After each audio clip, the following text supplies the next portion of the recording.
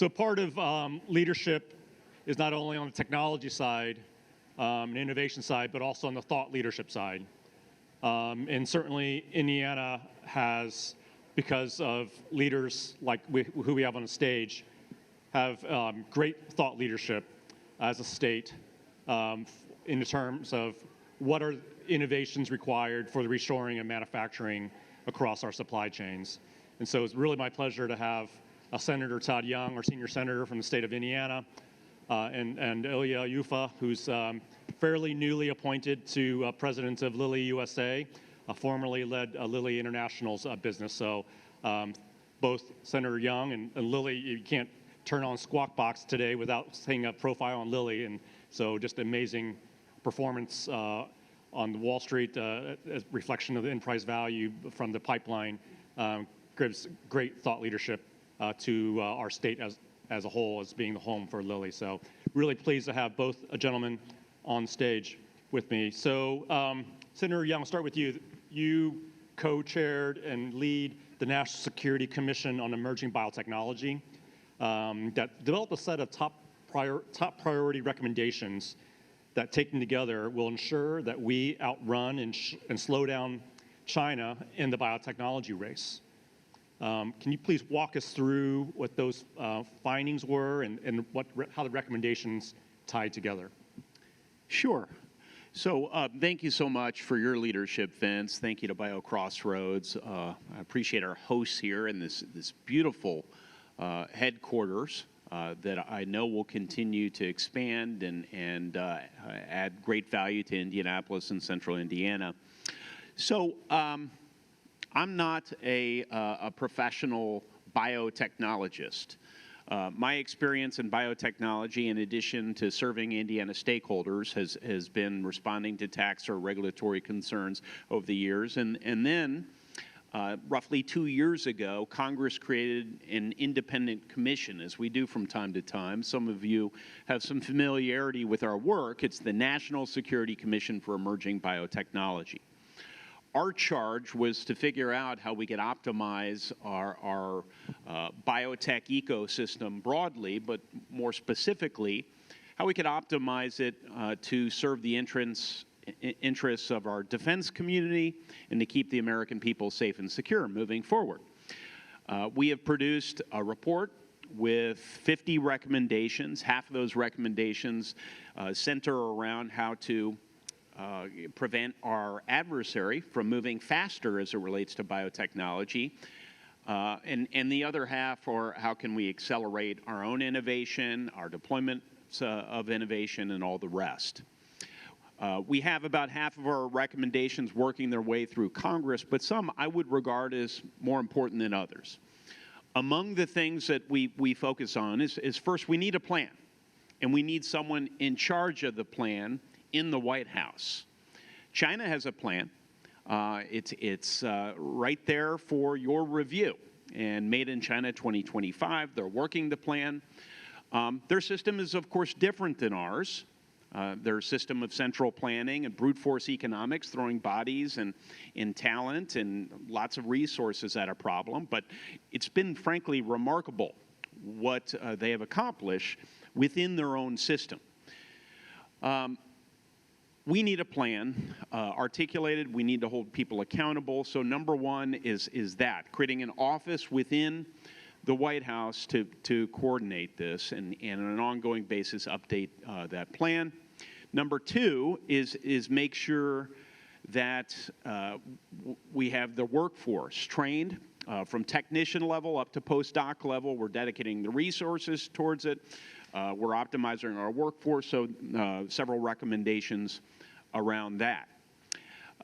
We also want to make sure that we're maximizing the utility of biotech for national security purposes, making super hard, super resilient materials, ensuring that we are harnessing the power of biotech to compress supply chains so that our warfighters won't be relying on extended supply chains and many other direct applications.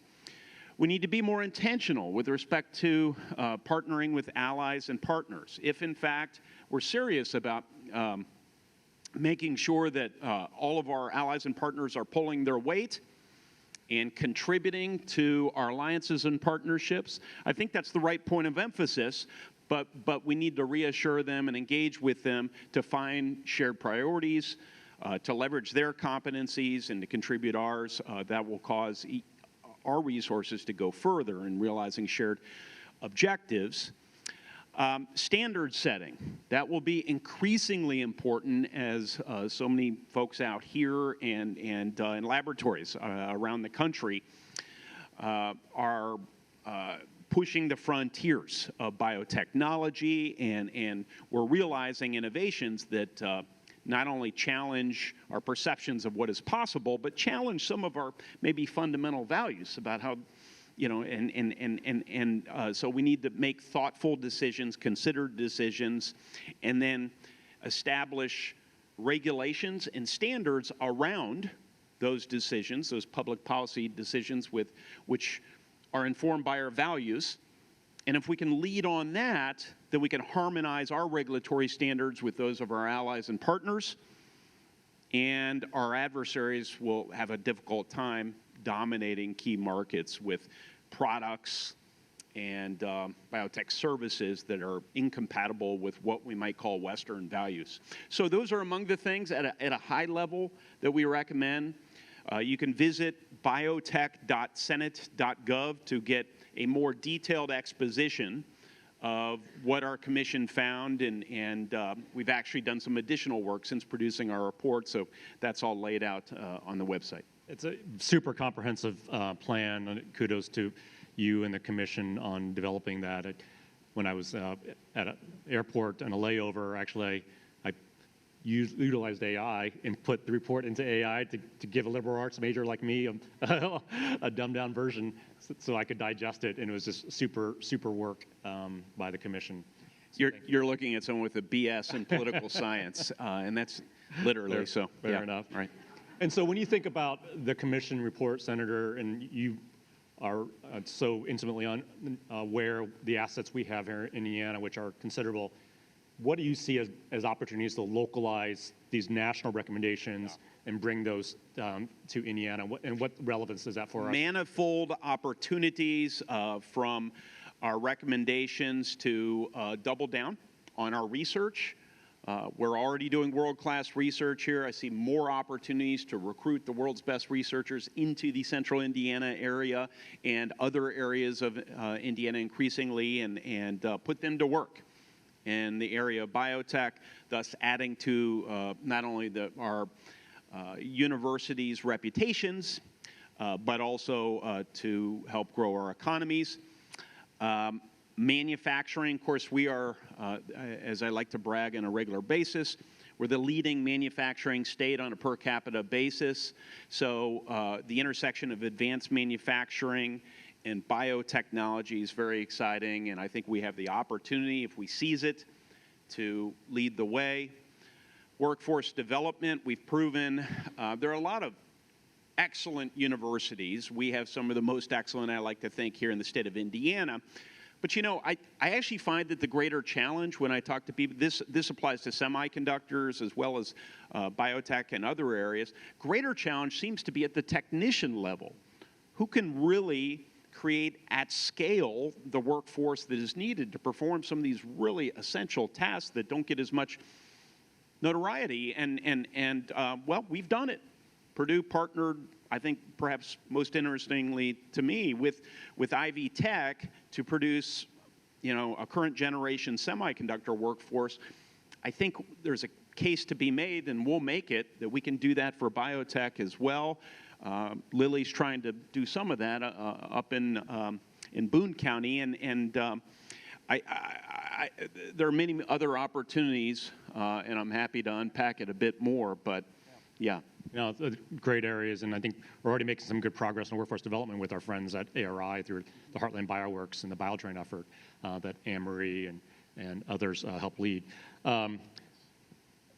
With regard to investing in manufacturing, I mean, Lilly is a poster child of doing that, and we're really fortunate for Lilly to be making significant investments. And since 2020, Lilly has committed over $50 billion into onshoring manufacturing. notably at the LEAP Innovation District up the road, and now with recently announced projects in Texas and Virginia and Wisconsin. What are the strategic drivers that are informing Lilly's manufacturing investment decisions, Ilya? How does Lilly view Indiana, and what constraints exist that, if addressed, could lead to further investment in our state? Sure. Well, first, at the heart of our decisions related to manufacturing and onshoring and putting a pretty sizable investment and commitment to the U.S., a lot of that has to do with the value of innovation and the rate at which we continue to innovate and pipeline and develop our pipeline for medicines that make a difference for human health.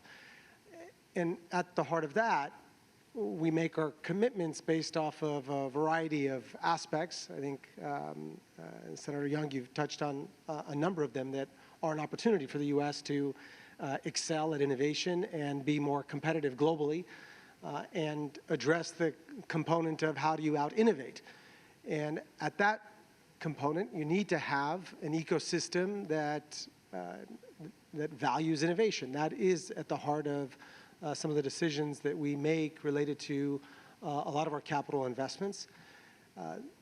As part of the valuing innovation, having access to innovation is a critical element. So investing in the U.S. means that you should have open access to medicines, and that's something that we can improve on. As well as that's what we announced last week around open access for obesity treatments within Medicare and Medicaid, and broadening out access to everyone in the U.S. The other component, which is the ecosystem around human capital, the workforce, and as well as the other components that are critical. There are so many capabilities that many manufacturing companies in life sciences rely heavily on China for a lot of the components, the building blocks of what we need for resilience. And so our strategy has been to how do you build resilience, you create some redundancies in the system, but also make strategic investments in the types of capabilities we need. And that was our, at the heart of investing of the $50 billion investment, 13 of that is in Indiana. Building upon the LEAP investment related to API as well as our medicine foundry. And that's building not only the innovation related to API, where most companies rely on China, and Wuxi in particular, we're also investing in the research and clinical trial investment on the manufacturing side. So the innovation elements there. On what Indiana can do more of and how do we scale to a greater extent, part of it is the continued investment in workforce. And Senator Young, your point around how do you partner with the Purdue and Ivy Tech and build out especially the workforce where there are shortages or there are needs as we're building up new capabilities, as well as some of the regulatory reform, especially on the EPA permitting that could cause delays in scale and the speed to which we can innovate. That's an important element. And maybe we'll probably touch on this further. There is a component where you need to have a strategic plan. And based off of some of my experiences globally, there are countries, and specifically China, has had a plan for a long time now. And building out new capabilities and the ecosystem for innovation and life sciences doesn't happen overnight. And there needs to be a commitment, especially when you put in significant capital allocation, that you need to have predictability around your investment over time, not only in the ecosystem today, but the ecosystem that will have a return on the investment long term. Yeah. So Senator Young, I mean, Ilya is kind of referencing this in terms of need for kind of a national strategic plan, and it's kind of similar to kind of, I think, part of the genesis of why you did the National Security Commission is to help accelerate development of that strategic plan for the country. So elaborate, what is the government's role, federal government's role, with regard to enabling and encouraging the acceleration and investment to onshore? Can you maybe speak to that? Yeah, sort of abstractly, And forgive me for those who don't spend a lot of time thinking about economics in the abstract, but I've had to in recent years as I've rethought some of the models that guided many of my decisions from a public policy standpoint. Individual market actors, businesses, investors, workers, are ultimately responding to the needs of customers or the perceived needs, even if the customers at the time don't know their needs, right? The anticipated needs and demand of customers. But what happens when there are shared needs that won't produce, can't be internalized? The profit can't be internalized to an individual investor or to a customer, or where to realize those needs, highly risky investments will be required. So that's the predicament we're in once we steer into the realm of economic security and national security related to those categories. You could put health security and food security and all kinds of other things. If you want to know what I'm talking about, think about the global pandemic. Global pandemic, and yeah, we had shortages in all kinds of things. Eli Lilly knew there could someday be a massive interruption in supply. We all knew that that was a possibility, but we sort of assumed somebody was minding the store. There was a contingency plan for this. And this is where government's supposed to come in. So what our goal should be, to make this concrete, is that we should make sure that the national security premium and the economic security premium that we all need to ensure our supply chains are secure and that our war fighters are equipped, we need to make sure that's baked into the price of things so that capital can be efficiently deployed. So we can leverage the best of our system, the efficiencies, with the collective needs of our people. We do have collective needs. And so that's sort of reasoning applied to the semiconductor realm. It should apply to this one. Now, there are a lot of policy instruments that could be brought to bear. And this is where we start to get more particular in my response. Tariffs. Tariffs can help level the cost differential across different product categories. Regulations can do the same. Mandates, not really a fashionable word these days, but they can do the same. Grants and subsidies can also do. And you find that it's usually a combination of these different tools that is needed in order to right the balance. So we need a demand signal from DOD. If we want more biomanufacturing, we need a demand signal, and we'll pay a premium for bio products so that we can build out our defense industrial base, our biomanufacturing capabilities for when we need it. We need a demand signal from government and others, private sector, working together for creating the workforce, the biotech workforce, the biology workforce of not just today, but tomorrow. So we have recommendations in there related to that. The Trump administration is clearly very, they're strong believers in the power of tariffs. So they're going to integrate that into the overall mix. And we probably won't get this 100% right. This will be sort of an iterative process, and we'll need the feedback of private industry and other stakeholders to make sure we get this. But one thing I will really emphasize here is, as we de-risk for geopolitical reasons, but also for natural disaster concerns and other things, as we de-risk out of one part of the world, we really need to be establishing more connections, redundancies with other parts of the world. And I think that's a shortcoming in terms of where I see us headed. That's being lost in some of the public discussions about industrial policy and resiliency. We need more trade, not less. We certainly don't want to trade with countries that don't play by the rules, But we want to increase trade with those that do and identify key nodes of our supply chains where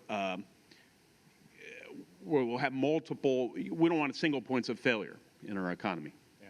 And Yeah. Liz Top. So that's how I'm thinking about Yeah, it. no, I love the deep thinking you've done there, Senator Young. And Liz Top kind of talked about the value of friendshoring, right? Is to the extent that things aren't brought here, we can strategically think about like what are the countries where our historical allies. Ilya, you have a really unique perspective because you recently ran the Lilly International business, and so you, by nature, traveled globally extensively, and that brings really broad perspectives. What do you see in terms of what are other countries and how are they thinking about potentially reshoring capabilities back to their shores, and are there any lessons that we should be learning from those other countries? Yeah, I think probably the country that has a strategic plan and who's mapped out vulnerabilities as well as thinking about the life sciences sector as a strategic sector is China. They've done that for a variety of years, and many probably had the misconception that they're only interested in manufacturing. And you're seeing now the shift where it's beyond manufacturing and innovation is happening in China to a great extent. And I think we need to learn from how they are accelerating that, again, has occurred over a period of time. There are other countries, like Europe as a whole, is using more regulatory and thinking about stockpiling types of mechanics, which I'm not sure is necessarily the best mode for innovation. And they're still trying to figure that element out. And Japan probably has a component of mapping out the vulnerabilities and having an understanding of where some of the challenges are in the supply chain, reporting on it, creating visibility. So that's really positive. I think that's important for any country to do that for resilience. And again, that's a long-term resilience look. And the second piece is the tax incentives to advance local manufacturing. The element from the report, and I think a lot of the different components are around how do you build out a plan that goes beyond some of the challenges of today and supply chain, but looking at the whole value chain of innovation.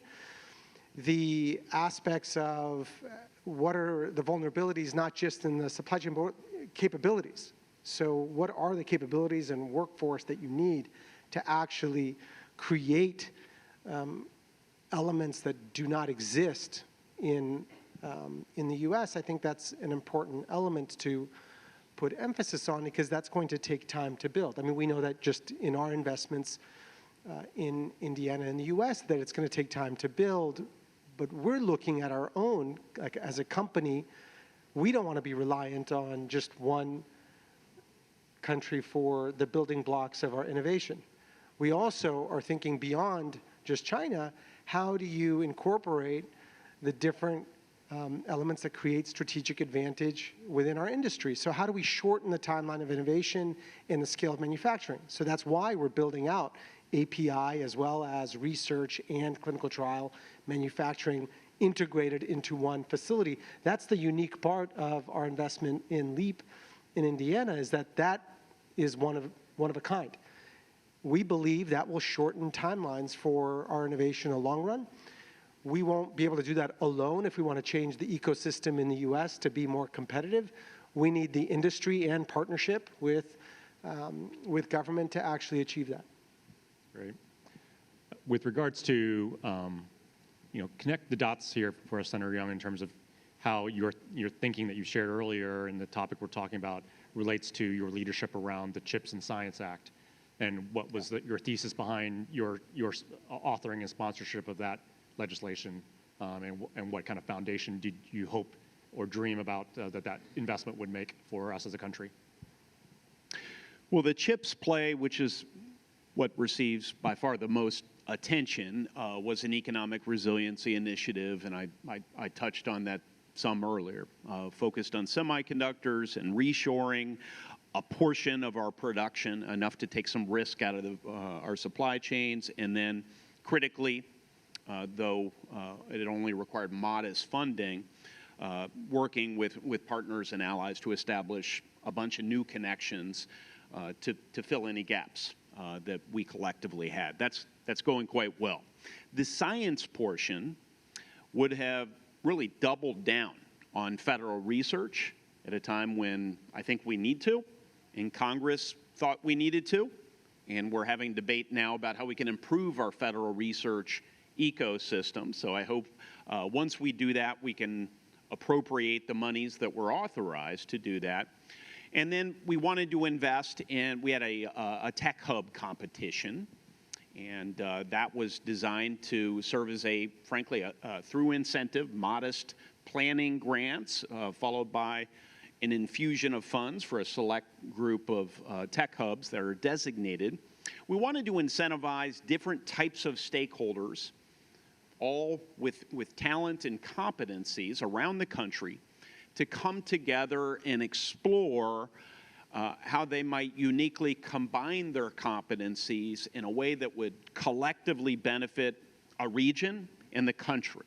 Everything from quantum tech hubs to advanced health delivery tech hubs to Heartland Bioworks, a workforce development tech hub has emerged, and I'm very excited about all that came with that. Even those areas of the country that just went through the ideation process, the planning process, came up with a unique value proposition, like the quantum hub up in northwestern Indiana and Chicago, continue to move forward in some fashion, seeking private money and university and philanthropic capital to try and realize that vision. And so those are the primary dimensions of the CHIPS and Science Act. And much of the thinking around our shipbuilding initiative that Congress will soon embark on, some of our emerging biotech work, is informed by the CHIPS and Science Act.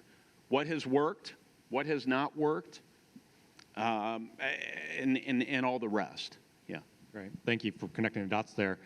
Ilya, you're involved with the Bio organization, and in fact, I think you were with Bio's CEO yesterday or last couple of days, John Crawley, which is great. And you've got exposure to like what are other companies beyond Lilly doing in the larger biopharma space?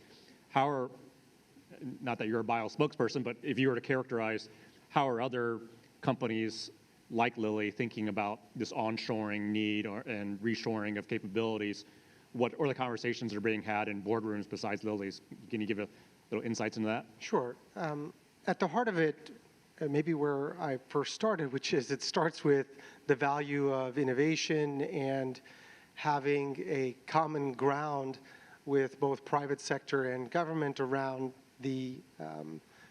our sector being strategic, both from a national security standpoint, but also just being competitive in innovation is a good thing long-term for the country. And so there is an appreciation of that within our sector, that investment in the U.S., both from a resilience and creating the right redundancies, are critical, but also knowing that it's not just enough to ask companies to invest in the U.S. There needs to be an ecosystem that values innovation and incentives.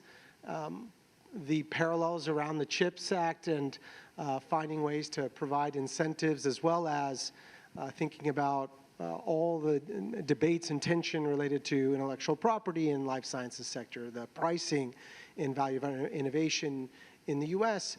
Obviously, we're committed for the long-term health of the U.S. At the same time, there needs to be a long-term view of return in this sector. So there's a positive view. We need to see broader regulatory reform and incentive structure to fully embed the investment potential. The U.S. does have a strong innovation ecosystem, great human capital, and if we strengthen some of the regulatory reform so we can get to greater speed to innovate and be more competitive, there's a real opportunity to expand the investments that we've already made as a sector. You mind if I just build on that? Because you've mentioned regulatory reform a few times, and I'd be remiss if I didn't say a little something about that, because that really is a point of emphasis in our emerging Biotech Commission report.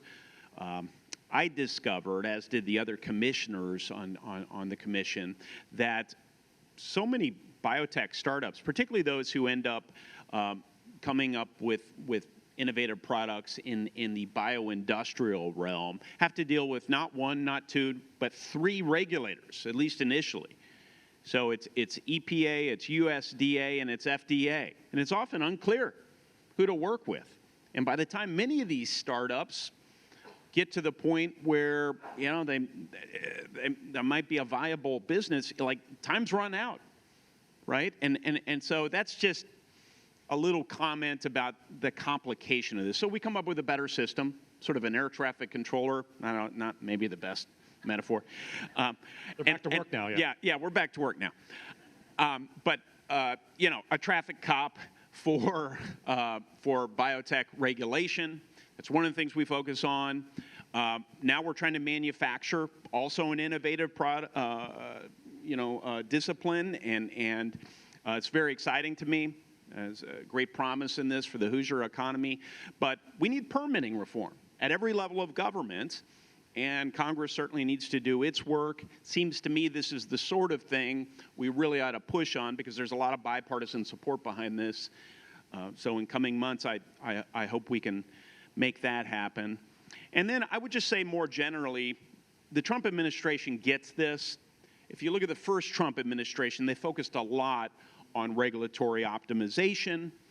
As we went into a very down economy during the pandemic, I actually heard from a lot of business leaders that the regulatory reform we had done pre-pandemic saved them, even more so than the tax reforms that we did in 2017. So I think this is a moment of time where we can really seize on the administration's interest in the needs of this biotech economy and do some important generational regulatory reform. Great. Thank you so much for that. Clock has zeroed out on us, so I really appreciate a great conversation and great insights that you both brought. So thank you so much. Thanks, Vince. Thank you. Thank you, everyone.